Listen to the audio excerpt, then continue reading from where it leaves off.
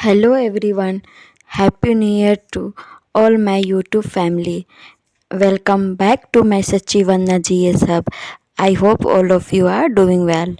अगर आपने पीछे के एपिसोड को नहीं देखे हैं तो प्लीज़ प्लीज़ प्लीज़ पीछे के एपिसोड को फॉलो करें। तो मेरे चैनल को सब्सक्राइब करें और मेरे साथ इस वीडियो में बने रहें ताकि समझ में आएंगे आप लोग को। भारत के काले कानून भाग 3। इंडियन पॉलिसी एक्ट 10 मई 1857 को जो देश में क्रांति हुई थी और भारतवासियों ने पूरे देश में 3 लाख अंग्रेज़ों को मार डाला। उस समय क्रांतिकारी थे मंगल पांडे, तात्या टोपे, नाना साहब पेशवा आदि। लेकिन कुछ गद्दार राजाओं के वजह से अंग्रेज़ दोबारा भारत में वापस आए। तब उन्होंने फैसला किया कि अब हम भारतवासियों को सीधा मारे पीटेंगे नहीं, अब हम इनको कानून बनाकर गुलाम रखेंगे। भारतवासी कभी भी अंग्रेज़ों के खिलाफ बगावत ना कर सके। इसके लिए भारतवासियों को दबाने कुचलने के लिए एक ऐसा तंत्र चाहिए जो यह काम भी कर सके। तो पुलिस नाम की एक व्यवस्था उन्होंने खड़ी की। क्या आपको मालूम है कि 1858 के पहले इस देश में पुलिस नाम की कोई व्यवस्था नहीं हुआ करती थी। भारत के किसी भी राजा ने पुलिस व्यवस्था नहीं रखी थी। सैनिक और सेना थी, लेकिन पुलिस नहीं होती थी, क्योंकि पुलिस की ज़रूरत ही नहीं होती थी। अपने ही लोगों को मारना, पीटना और धमकाना यह कौन करता था। 1860 में इंडियन पुलिस एक्ट बनाया गया। 1857 के पहले अंग्रेज़ों की कोई पुलिस नहीं थी इस देश में, लेकिन 1857 में जो विद्रोह हुआ उससे डर कर उन्होंने एक कानून बनाया ताकि ऐसे किसी विद्रोह क्रांति को दबाया जा सके। अंग्रेज़ों ने इसे बनाया था भारतीयों का दमन और अत्याचार करने के लिए। उनको डर था कि 1857 जैसी क्रांति दोबारा ना हो जाए। तब अंग्रेज़ों ने इंडियन पुलिस एक्ट बनाया। पुलिस बने उस पुलिस को विशेष अधिकार दिया गया। उसमें एक धारा बनाई गई, राइट टू ऑफेंस का मतलब पुलिस वाला आपको जितना मर्जी लाठियां मारे पर आप कुछ नहीं कर सकते हैं, और अगर आपने लाठी पकड़ने की कोशिश भी की तो आप पर मुकदमा चलेगा। और इसी कानून के आधार पर सरकार आंदोलन करने वालों पर लाठियां बरसाई करती थी और फिर धारा 144 बनाई ताकि लोग इकट्ठा ना हो सके। जब साइमन कमीशन भारत आने वाला था तो क्रांतिकारी लाला लाजपत राय जी उसका शांति प्रिय विद्रोह कर रहे थे। अंग्रेजी पुलिस के अफसर सैंडर्स ने उन पर लाठियां बरसाना शुरू कर दी थी। 1, 3, 4, 5 करते करते 14 लाठी मारी। नतीजा यह हुआ, लाला लाजपत राय के सिर से खून ही खून बहने लगा। उनको अस्पताल ले जाया गया, जहां उनकी मृत्यु हो गई। मुझे पता है दोस्तों, आप लोग ने मेरे चैनल को सब्सक्राइब नहीं किया है। जल्दी से नीचे बेल आइकन को प्रेस कर दीजिए। जब अफसर सैंडर्स को सज़ा मिलनी चाहिए थी, इसके लिए शहीद आजम भगत सिंह ने अदालत में मुकदमा कर दिया। सुनवाई हुई और अदालत ने फैसला किया कि लाला जी पर जो लाठियां मारी गई हैं वह कानून के आधार पर मारी गई हैं और उसमें उनकी मौत हो गई। तो हम क्या करें, इसमें कुछ भी गलत नहीं है, क्योंकि सैंडर्स अपनी ड्यूटी पर रहा था। नतीजा, सैंडर्स को बरी कर दिया गया। तब भगत सिंह को गुस्सा आया। उसने कहा कि जो अंग्रेजी न्याय व्यवस्था ने लाला लाजपत राय की हत्या की है उसको सज़ा मैं दूंगा। जैसा आप सब जानते हैं, यह भगत सिंह ने अफसर सैंडर्स को गोली से उड़ा दिया। फिर भगत सिंह को इसके लिए फांसी की सज़ा भी सुनाई गई। जिंदगी के अंतिम दिनों में जो भगत जी लाहौर जेल में बंद थे, तो बहुत से पत्रकार उनसे मिलने जाया करते थे।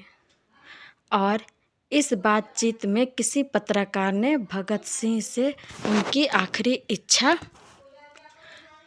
पूछी। शहीद ए आजम भगत सिंह ने कहा था कि मैं देश के नौजवानों से उम्मीद करता हूँ कि जिस इंडियन पुलिस एक्ट के कारण लाला जी की जान गई, जिस इंडियन पुलिस एक्ट के आधार पर मैं फांसी चढ़ रहा हूँ, इस देश के नौजवान आज़ादी मिलने से पहले पहले इसको ख़त्म करवा देंगे। यही मेरे दिल की इच्छा है। लेकिन यह बहुत शर्म की बात है कि आज़ादी के बाद आज भी इस कानून को हम ख़त्म नहीं करवा पाए। इसके बाद आता है इंडियन सिविल सर्विस एक्ट, जो 1860 में ही इंडियन सिविल सर्विसेज एक्ट बनाया गया। यह जो कलेक्टर है वह इसी कानून की देन है। भारत के सिविल सर्वेंट जो हैं उन्हें कॉन्स्टिट्यूशनल प्रोटेक्शन है, क्योंकि जब यह कानून बना था उस समय सारे आईएएस अधिकारी अंग्रेज थे और उन्होंने अपने बचाव के लिए ऐसा कानून बनाया था जो विश्व के किसी भी देश में नहीं है, और यह कानून आज भी लागू है। इन अधिकारियों का हर 3 साल पर तबादला हो जाता था, क्योंकि अंग्रेज़ों को डर था कि अगर ज़्यादा दिन तक कोई अधिकारी एक जगह पर रह गया तो उसके स्थानीय लोगों से अच्छे संबंध हो जाएंगे और वह ड्यूटी उतनी तत्परता नहीं कर पाएगा और उसके कामकाज में ढीलापन आ जाएगा और वह ट्रांसफ़र और पोस्टिंग का सिलसिला आज भी वैसे ही जारी है।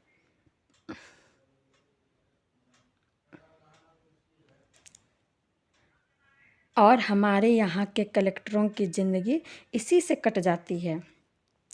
और यह भी कलेक्टर होते थे, उनका काम था रेवेन्यू, टैक्स और लूट के माल को कलेक्ट करना, इसीलिए यह कलेक्टर कहलाए।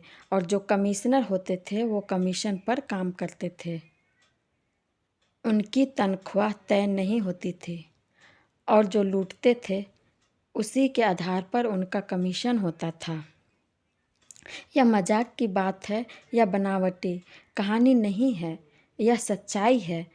अब इस कानून का नाम इंडियन सिविल सर्विसेज एक्ट में से बदलकर इंडियन सिविल एडमिनिस्ट्रेटिव एक्ट हो गया। 64 सालों में बस इतना ही बदलाव हुआ है।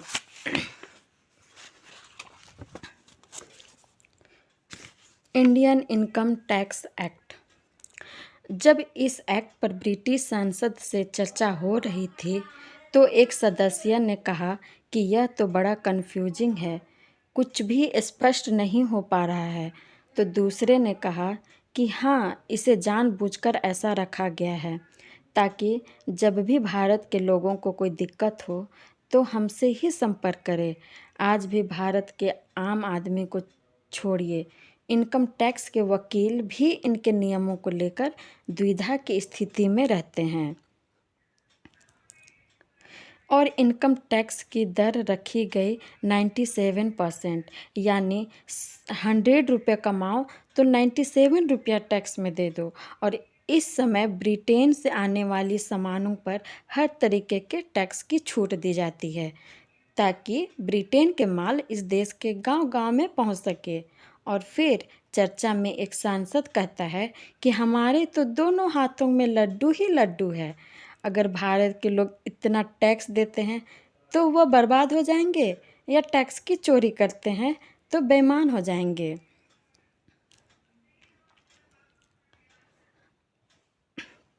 और अगर बेईमान हो गए तो हमारे गुलामी में आ जाएंगे, अगर बर्बाद हुए तो भी हमारे गुलामी में आ जाएंगे। तो ध्यान दीजिए कि देश में टैक्स का कानून क्यों लाया जा रहा था, क्योंकि इस देश के व्यापारियों को, पूंजीपतियों को, उत्पादकों को और उद्योगपतियों को, काम करने वालों को या तो बेईमान बनाया जाए या फिर बर्बाद कर दिया जाए। ईमानदारी से काम करें तो ख़त्म हो जाए, और अगर बेईमानी से काम करें तो हमारे हमेशा ब्रिटिश सरकार के अधीन में रहें।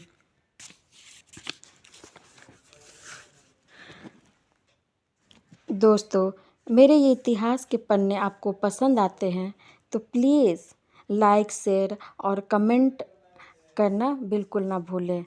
Thanks for watching videos.